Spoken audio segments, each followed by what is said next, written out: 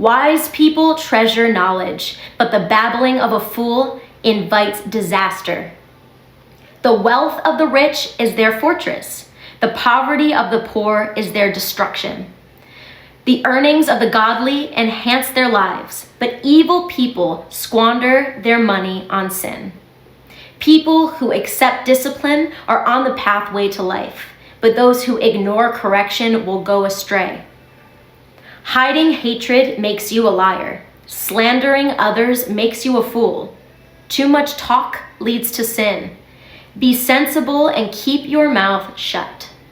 The words of the godly are like sterling silver, the heart of a lack of common sense. The blessing of the Lord makes a person rich, and he adds no sorrow with it. Doing wrong is fun for a fool, but living wisely brings pleasure to the sensible. The fears of the wicked will be fulfilled. The hopes of the godly will be granted.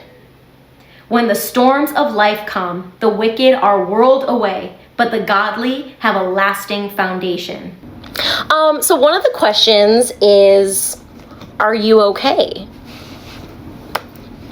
I am great. I'm actually way more than okay. Thank you for asking. Another question is, are you safe? I'm really safe. Doors are locked. I'm here talking to you guys. Right for people who are still associated with a cult or a leader of a cult to be hosting events within the dance community, because little do these other dancers know, when they are attending these events, they are also supporting the people in the cult and the people that are valuing what the cult is doing, right? And as a leader in the dance community with my dance company, the studios that I teach at, the dancers that I teach, I believe that it's time for me to speak up and use my voice, because that's not proper leading. And I would not want anyone to be misled due to something that they love, right? Which is the passion of dance. So those events are much more than just dance, and I hope you know that.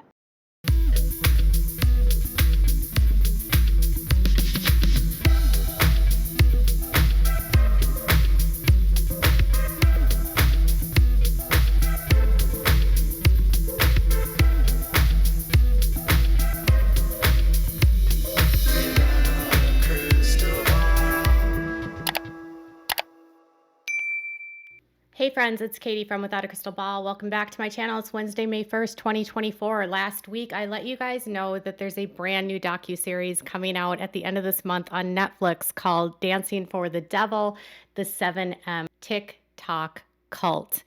The series was announced by Netflix in April, and the delivery date is May 29th, 2024 on Netflix, and it is a Netflix original. The announcement by Netflix was made across multiple social media platforms, and they announced it on their platform. Numerous outlets reported on the details of what Netflix had coming out this month, which included this series. However, they have not yet started the promotion of the series, which apparently has left some room for questions and individuals at questionable media outlets filling in gaps and attempting to influence people about the series while also providing factually incorrect information in the article and discounting the fact that there is a huge network behind this series, a huge platform behind the series that would not be solely relying on me nor any single person to make a docuseries. So the series is going to highlight a group in California. They were under the management of an organization called 7M Films, under the leadership of a man named Robert Shin, who is a pastor and a former doctor. And he runs a church called Shekinah Church, which is an invitation-only church. Despite being a nonprofit with non-exempt status, you can't actually go to a meeting of the church. You can't actually attend anything to the public. It's getting public tax exemption without a public-facing group. It's very bizarre. But the series, because it's coming out at the end of the month, has not had a trailer come out. So apparently people are starting to question the legitimacy of this. So an article by Dextero, interestingly, I have had this writer, Daisy Phillipson, blocked on my email. So I guess she's contacted me before with false claims. I'm not sure. But when I sent an email to her, I noted that I had her blocked in my inbox. Anyways, I have asked for a correction to this story, but she says, plenty of new true crime heading to streaming this month. One that stood out is Dancing for the Devil, the 7M TikTok cult. For the uninitiated, 7M Films is a management company for a number of TikTok dancers. First of all, this series is not a true crime series. It's a story about a cult. And at this point, there are no criminal charges filed by any prosecutors. So to classify this as true crime would not be true crime. This would be classified, in my opinion, under cults, which is a huge genre of content that Netflix puts out. Continuing, in the recent years, 7M has been accused of being a cult led by founder Robert Shin, who is also the pastor of the controversial Shekinah Church. Among the allegations is the issues of coercive tactics and isolating dancers from their loved ones to extort them. Those are minor claims, frankly. There are much bigger claims that have been actually levied against Robert Shin in multiple civil lawsuits in the state of California, including human trafficking, gender violence, aiding and abetting human trafficking, defrauding people, business torts, unjust enrichment, battery, SA. There's also been 3 separate women that have filed police reports against Robert in Los Angeles, alleging either battery or SA against him. It says, which would all be well and good, except for the fact that little is known about the next few docuseries other than it's coming out May 29th. One of the people claiming to be involved in this creation is none other than Katie Joy Paulson, who goes by Without a Crystal Ball. I'm claiming to be involved because I was involved in this series. I wouldn't lie about something like this, Dextero. And if you noted this post, which you've highlighted in your article, you would see that the executive producer of the series actually likes the photo and likes the post, who is putting out misinformation now. The issue fans have with the Netflix title is the fact that Katie has run into numerous controversies over the years and has been accused of being an unreliable source. I wonder if the people that are saying this are people that are part of cults that don't like me, or they're part of the haters that are trying to take me down. You know, the same ones that I've talked about multiple times on this channel. Last week, she took to Instagram to write, I'm incredibly proud to announce that the docuseries Dancing with the Devil, thank you for pointing that out, that I had a typo there. Dancing for the Devil, the 7M TikTok cult, is coming to Netflix on May 29th, 2024. Bringing this project to this point has taken more than 2 years of extensive work with producers, directors, and working with former members of 7M and Shekinah Church. All of those statements are true. She goes on to claim, as though I'm lying, y'all, that Shin filed a lawsuit against her and others involved in the production of the series, and that she believes it's an attempt to stop the production and prevent people from coming forward. However, there are currently no court documents of this legal action online. That's strange, Daisy. If you were to go into the state of Minnesota court records, you would find a claim filed against me in April of 2022. Robert Shin and Miranda Wilking, Derek, and James Derek all filed a lawsuit against me. There's a case number there. You can even read the court records. And then when it comes to other members that have been sued, there's an actual court case in the state of California, Daisy. I'll even give you the case number so that you can update this article, because you reference part of the lawsuit in another part of this article.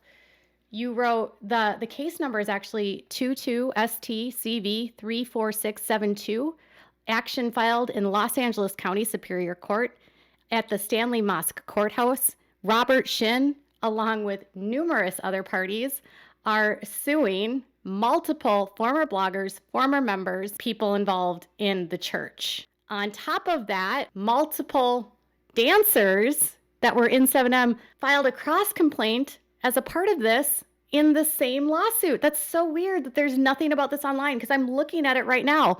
Looks like Kylie Douglas is part of it, Aubrey Fisher Green, Kalia Gray, who was part of 7M, Kevin Davis, who was part of 7M, and then 2 other bloggers and 2 other people that have been associated with the Wilking family, Virginia Robinson and Kimberly Wojcik, were sued as well by Robert. And in his claims, he's claiming that there was a conspiracy to defame and discredit him and to ruin his career. It's at the Los Angeles County Court. You can actually see that it has over 99 entries and dockets and documents. It's a very, very lengthy case, and it hasn't gone to trial yet, nor has mine. So to claim that I'm lying about this is just silly, Daisy. This article is actually what I would call misinformation. And then she goes on to say, in 2020, a petition was even filed to have her removed from YouTube, with a creator claiming that she misrepresents stories. You know, anyone can create a petition online, right, Daisy? I could actually create a petition right now to have you removed as a journalist for Dextero. I mean, anyone can literally open a petition, and I wasn't removed from YouTube. She also says that she misrepresents stories, turning basic opinions into facts. As a result, she faced numerous lawsuits. I've never lost, though, including one from Tati Westbrook and Todd Chrisley. So she's trying to tell you that I'm not a reliable source, but then she goes on to say these cases were both settled, and it hasn't prevented apprehension about Without a Crystal Ball's involvement in Dancing for the Devil. Tati Westbrook sued me in 2020. After we went through mediation, she determined I did not defame her. I actually helped her in her legal case against her former business partner. I sat for a deposition. Tati and I are not on bad terms. She recognizes that I did not just defame her or really do anything of the sort. So, and her attorney has said that publicly. And then to try to tie Todd Chrisley into this is hilarious, because he's literally in prison right now for 12 years over what I reported about him. So it's just strange that, like, these are the 2 things that you're trying to use to prove that I'm not credible. And then she's using sources of people that don't have faces from online and from a Reddit that hates me. So she says, another pointed out to the minimal information on the docuseries available other than the synopsis that reads, TikTok dancers are trapped in a cult masquerading as a management company called 7M. As dancers and former members escape, work to rebuild their lives, they come together to put a stop to the cycle and heal. Actually, the synopsis is more than that, and I don't know why you are not actually doing your due diligence, because it says a group of prominent dancers. I'm posting this. This is actually from my Instagram, which you're following. It says a group of prominent TikTok dancers are trapped in a cult masquerading as a management company called 7M. Among them is Miranda Wilking, whose family is desperately trying to get their daughter out, as other dancers and former members escape and work to rebuild their lives. Why would you not include the line about how Miranda is a part of this and her family? It's just weird. And then she posted a comment from someone on Reddit. Reddit is her source. I looked it up and there is nothing advertising it anywhere. I'm no PR expert, but I would have thought there would be a website on it at least. And no advertising yet. Maybe they'll wait until the beginning of the month. Anyway, Katie Joy will be insufferable next month. But how great would it be if this doc made her look like the complete fool she is? I have no hope for that, but it gives me a happy feeling to dream about it. We can hope. She will definitely spin it for her fans, though, and they will believe her. And another comment, anyone who tries to fact check this will come across her problematic behavior and continued lawsuits. She, along with the others, will destroy any credibility regarding this documentary, plus anything said in the show is now fair game in her defamation case. It's really funny because once this comes out, you're not even really going to see me. It's going to be mostly their people that are actually involved in it. And you're going to have to, if this is what you want to believe, Reddit and Daisy, that this is what's going to be involved, I'm very sad, because this show and this work isn't about me. It's not about the producers. It's not about even Netflix. It's about families that have been ripped apart by a group, family members that have lost loved ones to a group, people that have extracted themselves from the group that have been left traumatized and hurt, people that are suing Robert, people that have filed, criminal action against Robert. This isn't about me or anyone that makes it. And the credibility is in the reports from the public records, from the police reports, from the eyewitness accounts. It's far more detailed than one single person. And to try to claim that a network and a platform like Netflix would put something out of this magnitude without fact checking is so irresponsible. On top of that, if you know anything about Netflix, you should know that Netflix does not promote anything new until 2 weeks before the docuseries comes out or anything new drops. So for instance, they have a new series coming out on Ashley Madison and the scandal that occurred. Their trailer on the Ashley Madison scandal literally was released today. You'll probably see a trailer in a couple of weeks.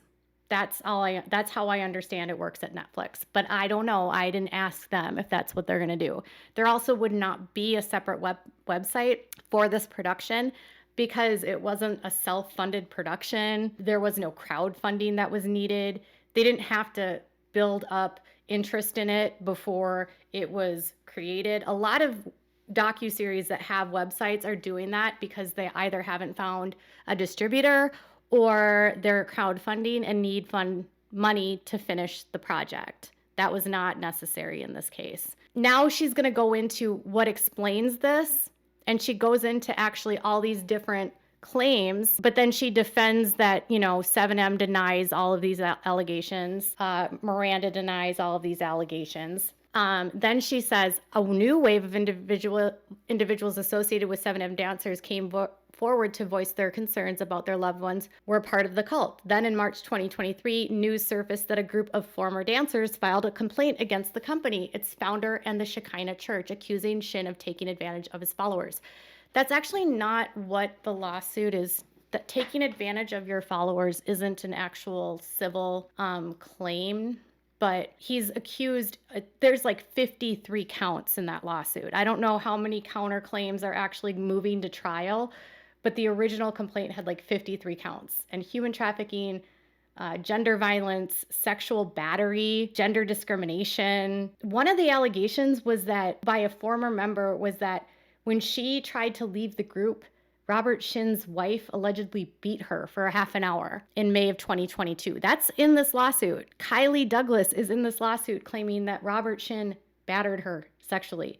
Aubrey Fisher is in this lawsuit saying that Robert Shin defrauded him of income. Kevin Concrete Davis also is claiming the same thing, that he was defrauded. It's more than just being taken advantage of. So she's referencing an article that was put out by Rolling Stone about this, which is odd because Rolling Stone's article cites all of these people. And then she references that he's suing a former member claiming she defamed and extorted him. But then she just said above that there was no lawsuits against former members. That's just so weird. And then she wrote, "Let it be known, this is not the first time Shin has been caught up in legal battles. In 2009, former Shekinah follower Lydia Chung sued him, claiming he exerted undue influence, mind control, coercive persuasion, oppression, and other intimidating tactics, and swindled her out of $3.8 million.